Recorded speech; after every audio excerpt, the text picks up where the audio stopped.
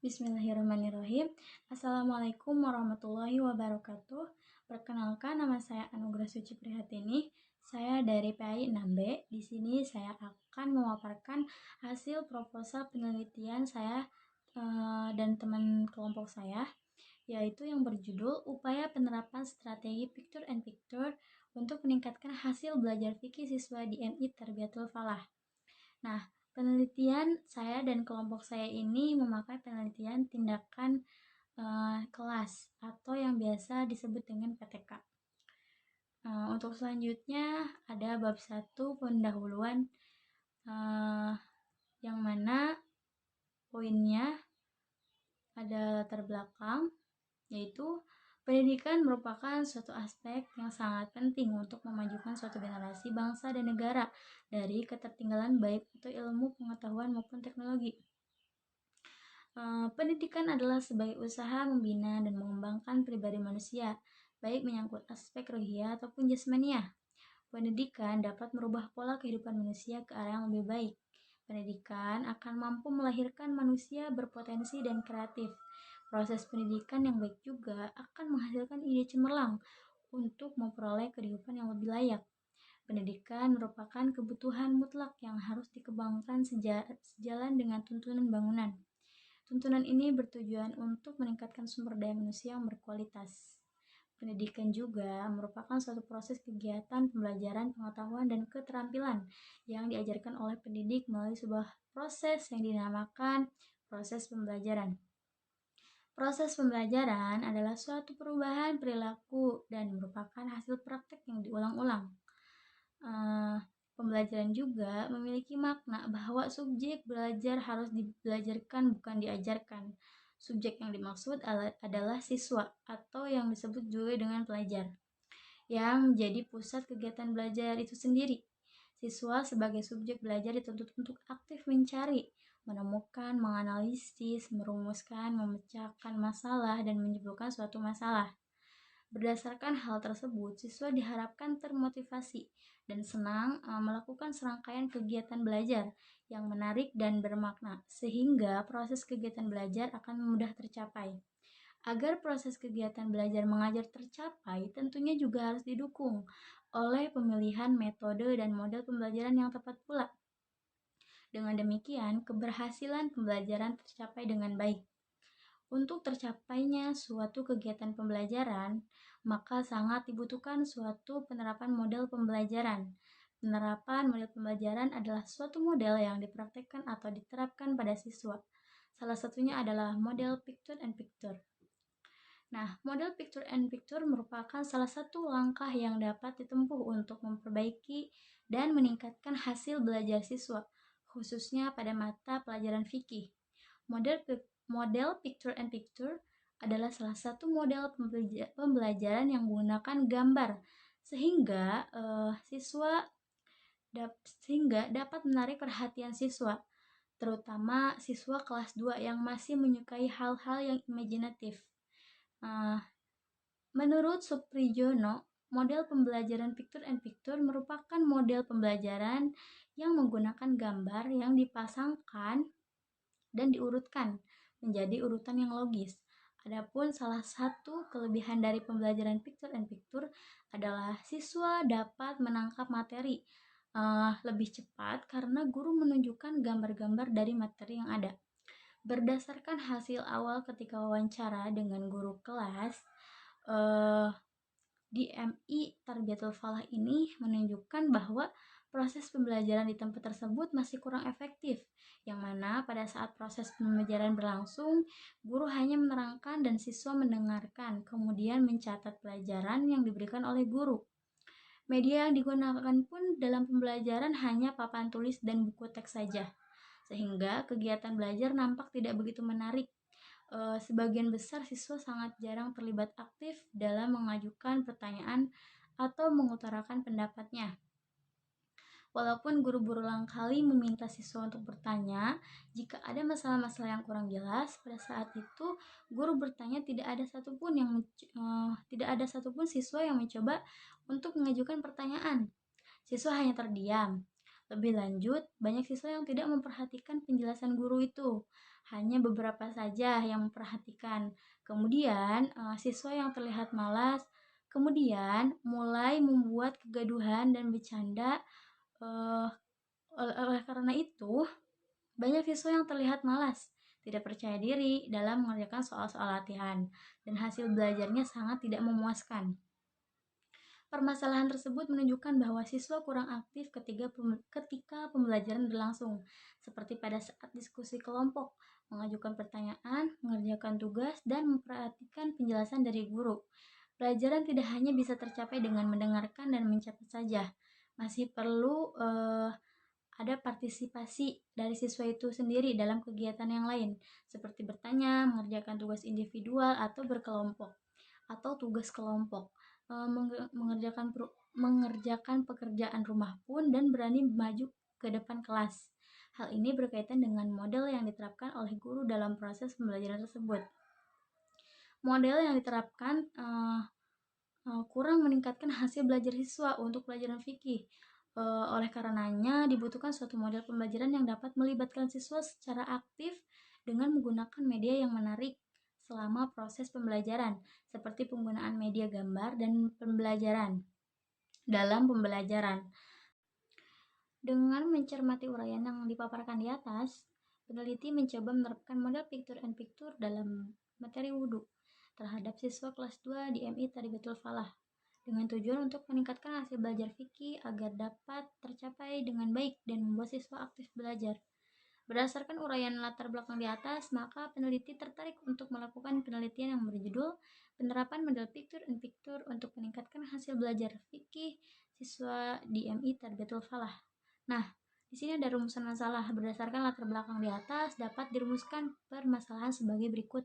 Yang pertama, bagaimanakah aktivitas guru dalam pelajaran fikih dengan menerapkan model picture and picture pada siswa kelas 2 di MI Tarbiyyatul Falah? Lalu yang kedua, bagaimanakah aktivitas siswa dalam pembelajaran fikih dengan menerapkan model picture and picture pada siswa kelas 2 di MI Tarbiyyatul Falah? Lalu yang ketiga ada bagaimanakah hasil siswa dalam pembelajaran fikih dengan menerapkan model picture and picture pada siswa kelas 2 di MI Tarbiyyatul Falah. Nah, di sini ada tujuan penelitian. Berdasarkan permasalahan yang telah dikemukakan di atas, maka tujuan dari penelitian ini adalah sebagai berikut. Yang pertama, untuk mengetahui aktivitas guru dalam pembelajaran fikih dan dengan menerapkan model picture and picture pada siswa kelas 2 di MI Tarbiyyatul Falah. Lalu yang kedua, untuk mengetahui aktivitas siswa dalam pembelajaran fikih dengan menerapkan model picture and picture pada siswa kelas 2 DMI Tarbiyyatul Falah. Lalu yang ketiga, untuk mengetahui hasil belajar siswa dalam pembelajaran fikih dengan model picture and picture pada siswa kelas 2 DMI Tarbiyyatul Falah. Nah, di sini ada manfaat penelitian. Yang pertama bagi madrasah atau bagi sekolah, yaitu sebagai acuan untuk meningkatkan mutu pembelajaran di madrasah khususnya pada mata pelajaran fikih. Lalu bagi guru, untuk meningkatkan keterampilan guru dalam pembelajaran fikih dengan menggunakan model pembelajaran picture and picture. Lalu yang ketiga yaitu bagi siswa. Ada dua, yang pertama memberikan suasana yang menarik sehingga siswa lebih termotivasi untuk belajar. Dan yang kedua, meningkatkan pemahaman siswa terhadap mata pelajaran fikih. Nah, di sini ada sistematika penulisan. Adapun sistematika penulisan dalam proposal penelitian ini akan memuat uraian secara garis besar dari isi penelitian dalam tiap bab, yaitu sebagai berikut. Yang pertama, bab 1 berisi pendahuluan. Bab ini akan menguraikan tentang latar belakang, rumusan masalah, tujuan penelitian, manfaat penelitian, dan sistematika penulisan. Lalu pada bab kedua yaitu berisi tentang kerangka teoritik. Bab ini akan menguraikan tentang kajian teori, hasil penelitian yang relevan, kerangka berpikir, dan hipotesis tindakan. Lalu yang bab 3 yaitu berisi metodologi penelitian.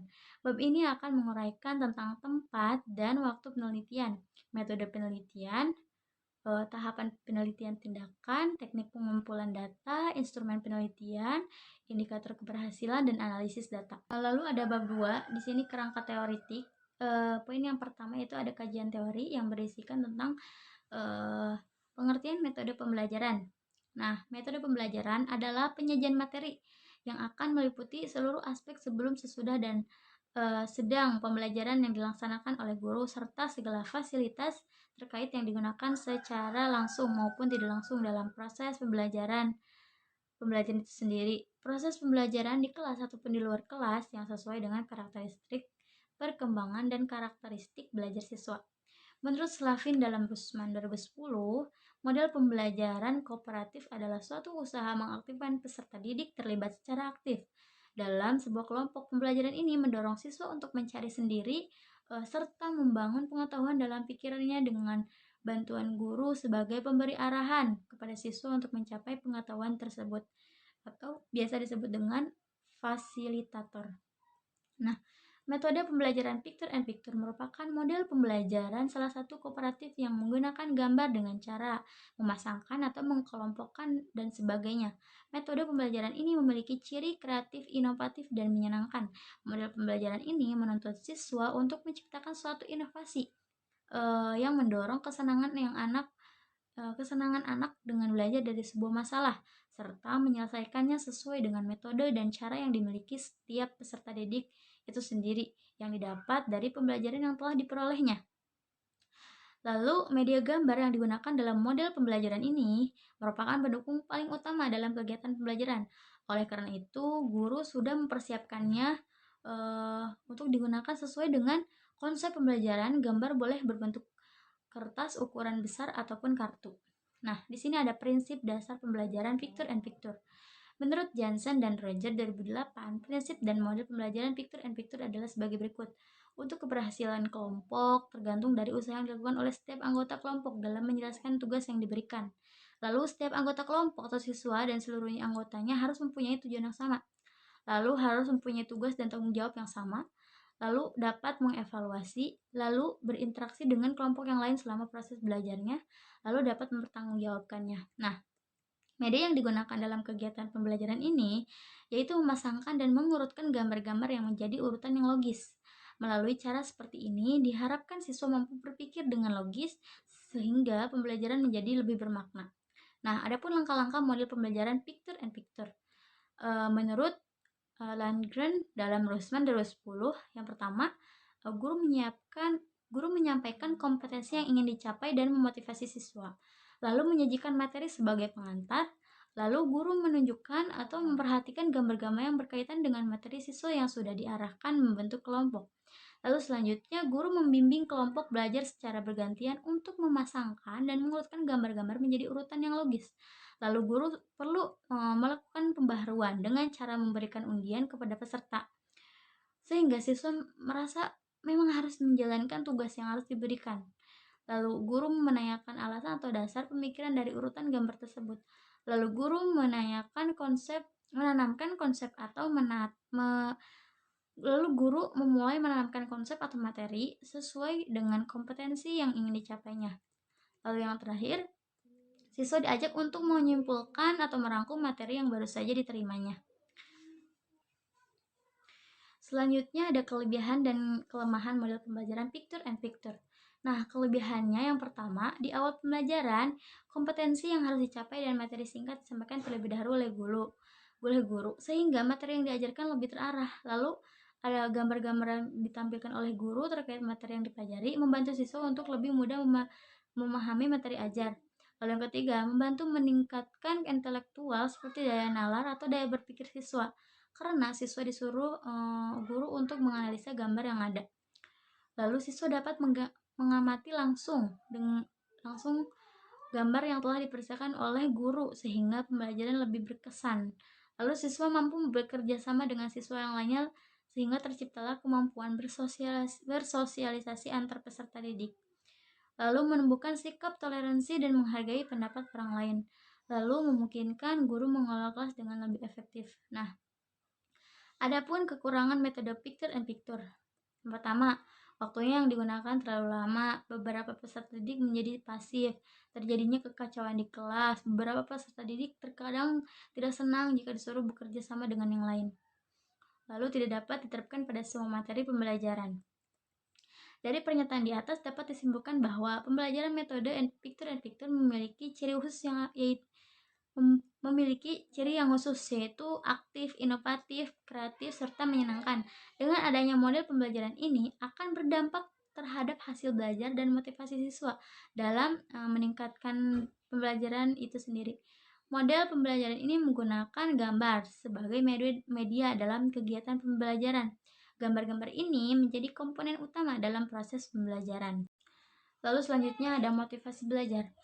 Apa sih motivasi belajar itu? Menurut Winkel 1987, motivasi belajar merupakan keseluruhan kemampuan untuk memicu timbulnya kegiatan belajar yang menjadi proses pembelajaran berlangsung, sekaligus menjadi patokan untuk mencapai suatu tujuan menggunakan seluruh pikiran dan psikis. Motivasi adalah suatu proses memberikan semangat kepada siswa agar mampu mencapai tujuan yang ditetapkan pada kegiatan pembelajaran. Nah, adapun jenis motivasi. Ada yang pertama, motivasi intrinsik, yaitu motivasi yang datang secara alamiah dari dalam diri peserta didik dengan kesadaran penuh untuk mencapai tujuannya tanpa ada pengaruh dari orang lain, melainkan berdasarkan kemauan diri sendiri dari lubuk hatinya. Lalu ada motivasi ekstrinsik. Motivasi ekstrinsik berasal dari luar diri siswa maupun orang lain yang didorong adanya nasihat dari guru, hadiah atau reward, kompetisi antar peserta didik, hukuman atau punishment, dan lain sebagainya. Nah, motivasi yang telah dijabarkan di atas sangat penting dalam penelitian ini, di mana motivasi ekstrinsik dorongan dari luar diri peserta didik berupa reward dari guru, kompetisi antar siswa, dan hukuman akan memicu motivasi anak tersebut. Motivasi intrinsik. Selanjutnya ada pengertian belajar menurut Winkel 1987. Belajar adalah suatu kegiatan yang dilakukan peserta didik melibatkan seluruh mental dan psikis yang mengakibatkan terjadinya perubahan pengelolaan pemahaman yang berlangsung secara interaktif dalam lingkungan. Sedangkan menurut Surya 1981, belajar merupakan suatu usaha yang dilakukan peserta didik untuk mendapatkan suatu perubahan tingkah laku secara menyeluruh dari pengalaman peserta didik melalui interaksi dan lingkungannya. Belajar pada umumnya merupakan situasi menyesuaikan diri terhadap segala situasi yang ada di sekitar seseorang. Belajar tidak terlepas dari proses untuk mencapai suatu tujuan yang melibatkan pengalaman individu itu sendiri. Melalui proses melihat, mengamati, memahami yang nantinya akan berdampak terhadap perubahan kepribadian dalam tingkah laku sebagai hasil dari pengalaman tersebut. Nah, berdasarkan pernyataan di atas, belajar merupakan perubahan tingkah laku yang ditandai dengan interaksi peserta didik yang sudah ada sejak lahir dan terus berlanjut sampai seumur hidupnya. Misalnya, kegiatan pembelajaran dengan cara meniru, memahami, mengamati, merasakan, mengkaji, melakukan, dan meyakini seluruh kebenaran yang membentuk karakter kepribadian manusia dalam berbagai tuntunan hidup dan mencapai cita-cita yang diimpikannya. Dengan demikian, belajar dapat dinyatakan sebagai sumber atau cara untuk memperoleh suatu kebenaran. Nah, di sini ada prinsip-prinsip belajar menurut Dimiati. Yang pertama, perhatian dan motivasi, respon yang dipelajari atau keaktifan, keterlibatan langsung atau pengalaman, penguatan. Nah, adapun faktor-faktor yang mempengaruhi belajar siswa terbagi menjadi dua. Faktor internal, yaitu mempengaruhi belajar peserta didik, berasal dari dalam diri siswa itu sendiri, melibatkan fisik dan psikis, yakni keadaan jasmani peserta didik, dan tidak terjadi perubahan tingkah laku, misalnya kecerdasan, bakat, keterampilan, dan lain sebagainya. Lalu yang selanjutnya ada faktor eksternal. Faktor yang berasal dari luar yang mempengaruhi pola maupun perubahan tingkah laku pada siswa karena dampak pengaruh lingkungan dan orang berinteraksi dengan siswa tersebut, misalnya dengan lingkungan sekolah, keadaan ekonomi, serta keadaan masyarakat. Lalu selanjutnya ada hasil belajar. Hasil belajar pada hakikatnya merupakan tingkah penguasaan yang dicapai oleh peserta didik, mencakup bidang kognitif, afektif, dan psikomotorik, serta melampaui proses belajar mengajar. Sejana 2005. Lalu menurut Bloom dalam Abdul 2014, hasil belajar digolongkan menjadi 3 aspek, yaitu aspek kognitif, afektif, dan psikomotorik. Nah, aspek kognitif adalah aspek yang mencakup kegiatan otak. Aspek ini melibatkan seluruh aktivitas otak. Menurut Bloom, dalam Abdul 2014, aspek kognitif ini mencakup mengingat, C1, memahami, C2, menerapkan, C3, lalu menganalisis, C4, lalu mengevaluasi, C5, dan berkreasi, C6. Nah, pada ranah aspek afektif merupakan sikap yang menunjukkan arah pertumbuhan secara batiniah yang berkaitan dengan nilai dan sikap. Dengan demikian, siswa mampu menilai dan mengambil sikap dalam menentukan tingkah lakunya, yaitu menerima, menjawab, menilai, organisasi, karakteristik. Lalu pada aspek psikomotorik, Bloom dan kawan-kawan dalam Abdul 2014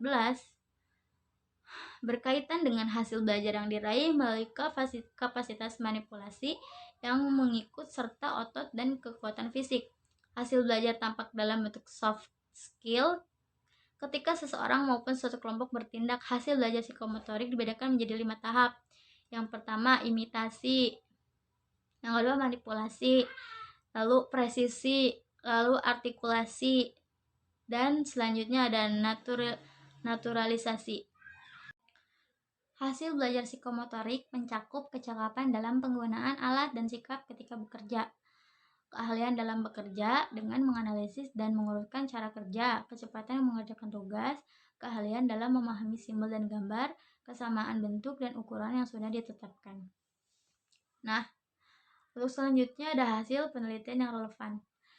Pada poin ini, hasil penelitian yang relevan, penelitian kelompok kami menggunakan penelitian atau kajian beberapa penelitian yang sudah dilakukan oleh peneliti sebelumnya, dan kami mengambil data penelitian relevan ini dari beberapa jurnal. Ada 3 penelitian yang relevan. Nah, ada ANA 2014 dalam penelitiannya yang berjudul penerapan model pembelajaran picture and picture dapat meningkatkan hasil belajar di SMP Muhammadiyah 7 Sukarata tahun ajaran 2013-2014, bertujuan untuk mengetahui perbedaan hasil belajar melalui pembelajaran kooperatif model picture and picture dan model konvensional pada pokok materi keanekaragaman makhluk hidup dan upaya pelestariannya, sehingga kelas 7 SMP Muhammadiyah Sukarata hasil yang diperoleh yaitu nilai-nilai rata-rata pada kelas eksperimen picture and picture adalah 83,34 dan pada kelas kontrol adalah 71,43. Berdasarkan hasil analisis data, maka diperoleh kesimpulan yaitu ada perbedaan hasil belajar biologi pada siswa kelas 7 Muhammadiyah 7 Sukarata. Nah, yang kedua yaitu Fauji 2012. Dalam penelitiannya yang berjudul penerapan model metode pembelajaran picture and picture untuk meningkatkan motivasi belajar biologi siswa kelas 7D SMP Negeri 14 Sukarata tahun ajaran 2011-2012. Nah, pada hasil ini, kesimpulannya dari penelitian ini menemukan bahwa adanya peningkatan motivasi belajar biologi siswa dengan menerapkan pembelajaran picture and picture di kelas 7D di SMP Negeri 14 Sukarata tahun ajaran 2011-2012. Lalu yang ketiga ada penelitian Gitantre 2012 dalam penelitiannya yang berjudul penerapan pembelajaran kooperatif berbasis contextual teaching learning metode picture and picture bertujuan untuk meningkatkan kemampuan berpikir kritis siswa melalui penerapan model pembelajaran kooperatif berbasis kontekstual metode picture and picture. Nah, kesimpulan dari hasil penelitian ini menemukan bahwa tindakan perbaikan tersebut dapat meningkatkan kemampuan berpikir kritis dengan menerapkan model picture and picture di SD Negeri Candi 02 Semarang tahun ajaran 2011-2012. Nah, di sini ada kerangka berpikir. Keadaan awal, siswa bosan dan malas belajar, metode ceramah, siswa tidak terlibat aktif dalam pembelajaran, hasil belajar yang rendah, motivasi belajar yang rendah. Lalu ada penelitian yang relevan. Yang pertama, meningkatkan motivasi belajar dengan menggunakan metode picture and picture. Yang kedua, meningkatkan hasil belajar siswa dengan menggunakan metode picture and picture. Lalu yang ketiga yaitu meningkatkan kemampuan berpikir dengan menggunakan metode picture and picture. Nah, tindakannya itu menerapkan model picture and picture untuk meningkatkan motivasi dan hasil belajar siswa. Lalu meningkatkan hasil belajar kognitif, afektif, dan motivasi belajar siswa. Lalu yang selanjutnya ada hipotesis tindakan. Nah, adanya pengaruh penerapan metode picture and picture terhadap peningkatan motivasi dan hasil belajar siswa tentang materi berwudu pada siswa kelas 2 MI Tarbiyatul Falah tahun ajaran 2020-2021. Lalu yang selanjutnya, lalu ada bab 3, metodologi penelitian. Poin yang pertama ada lokasi dan waktu penelitian. Lokasinya yaitu di MI Tarbiyatul Falah dengan alamat di Pasar Rebo, Desa Cihideng Mudik, Kecamatan Ciampea, Kabupaten Bogor. Adapun alasan peneliti memilih lokasi penelitian dilaksanakan di MI Tarbiyatul Falah antara lain sebagai berikut. Yang pertama, karena permasalahan dengan hasil belajar siswa yang diperoleh dari standar KKM yang ditentukan kurang memuaskan dilihat kurangnya keaktifan siswa dalam pembelajaran oleh guru-guru di MI Tarbiyatul Falah, sehingga dilakukan penelitian ini dapat menggugah guru-guru untuk mengembangkan keaktifan siswa dan untuk memudahkan siswa dapat memahami materi yang diajarkan. Lalu secara geografis letak sekolah berada di dekat dengan lingkungan rumah peneliti, sehingga peneliti cukup mengetahui keadaan anak di sekolah ini. Selain itu, peneliti dapat lebih efisien dalam melakukan penelitian. Nah, lalu sekolah merupakan tempat peneliti bertugas sehingga mempermudah dalam proses perizinan dan pengolahan data. Lalu ada waktu penelitian. Yang pertama, peneliti memperkirakan lamanya waktu yang diperlukan untuk meneliti yaitu selama seminggu. Dimulai dari tanggal 26 April sampai dengan tanggal 2 Mei 2021. Tahapannya dimulai dari pembuatan proposal sampai akhir tindakan. Lalu ada metode penelitian. Dalam penelitian ini, penulis melakukan penelitian ini dengan metode penelitian tindakan kelas, classroom action research. Penelitian tindakan kelas ini merupakan sebuah penelitian praktis yang dimaksudkan untuk memperbaiki pembelajaran di kelas. Adapun upaya perbaikan yang dilakukan yaitu dengan melaksanakan tindakan untuk mencari jawaban atas permasalahan yang diangkat dari kegiatan pembelajaran sehari-hari. Nah, pengertian penelitian tindakan kelas menurut Wiryatmaja 2009, penelitian tindakan kelas adalah penelitian yang mengkombinasikan prosedur penelitian dengan tindakan substansif. Suatu tindakan yang dilakukan dalam disiplin inquiry atau suatu usaha seseorang untuk memahami apa yang sedang terjadi sambil terlibat dalam sebuah proses perbaikan dan perubahan. Lalu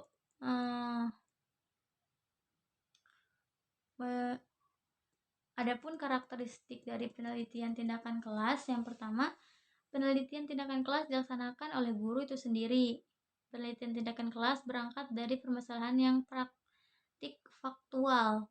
Lalu yang ketiga, adanya tindakan-tindakan yang perlu dilakukan untuk memperbaiki proses belajar mengajar di kelas yang bersangkutan. Nah, lalu ada kelebihan PTK atau penelitian tindakan kelas. Yang pertama, hasil PTK kolaboratif dapat dijadikan feedback atau timbal balik bagi sistem pembelajaran dengan cara yang lebih substansial dan kritis. Lalu selanjutnya, mendorong guru untuk berbagi masalah pembelajaran terhadap pihak-pihak yang terkait. Dapat memberdayakan potensi guru, tumbuhnya rasa memiliki melalui kolaborasi tim dalam PTK. Tumbuhnya berpikir kritis dan kreatif, sistematis, dan logis melalui interaksi terbuka yang bersifat reflektif, evaluatif dalam PTK, dan lain sebagainya. Lalu ada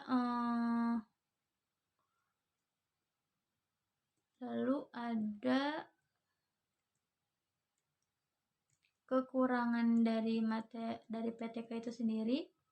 Yang pertama, kurangnya pengetahuan dan keterampilan dalam teknik dasar penelitian pada diri sendiri karena terlalu banyak berurusan dengan hal-hal praktis.